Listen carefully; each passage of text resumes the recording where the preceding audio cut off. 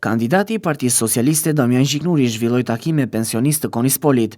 Gjiknuri cilësoi ata si kontributor ndër vite të Partisë Socialiste, duke shprehur mirënjohjen për mbështetjen e përhershme që kanë treguar, ndërsa u ndal tek vëmendja që qeverisja e Partisë Socialiste ka treguar përmes përfshirjes në programin e saj të rritjes së pensioneve. Gjiknuri theksoi se tani më Shqipëria i ka mundësitë të rrisë pensionet, por sidomos pensionet minimale. Në vitin 2026, pensioni minimal do të jetë 20.000 lekë të reja dhe pensioni mesatar 40.000 lekë të reja. Zgjova të komunikoj me pensionistët sepse ju jeni një bazë solide, e cila meriton më shumë vëmendje. Në programin e Partisë Socialiste, mandatin tjetër, pensioni minimal do të jetë 200.000 lekë. Pensioni mesatar do shkojë 400.000 lekë.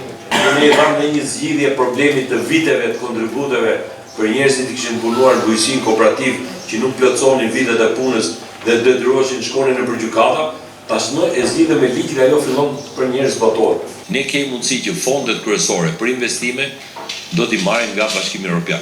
Dhe parat që ka buxheti i shtetit apo që do ketë buxheti i shtetit shqiptar të mund të shkojnë edhe për fonde sociale, edhe për pensionistët, për shëndetësinë. Gjiknuri u ndal tek investimet konkrete të realizuara në Konispol nga qeverisja e Partisë Socialiste, duke pohuar se ka qenë një zë i fuqishëm që vazhdimisht ka lobuar për realizimin e investimeve në këtë zonë.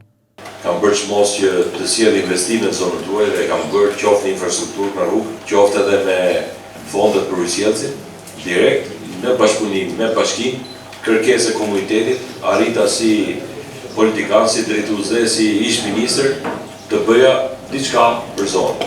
Kjo është një zonë bujqësore, është zonë që ka bërë goxha progres, toka më shumë të mbjella, ju jeni të njohur për pemtarinë tuaj, për aktivitetet bujqësore që keni pozicion shumë mirë se jeni edhe në kufi me Greqinë dhe kjo ndihmon edhe për lëvizje për tregtim ndërkufitare.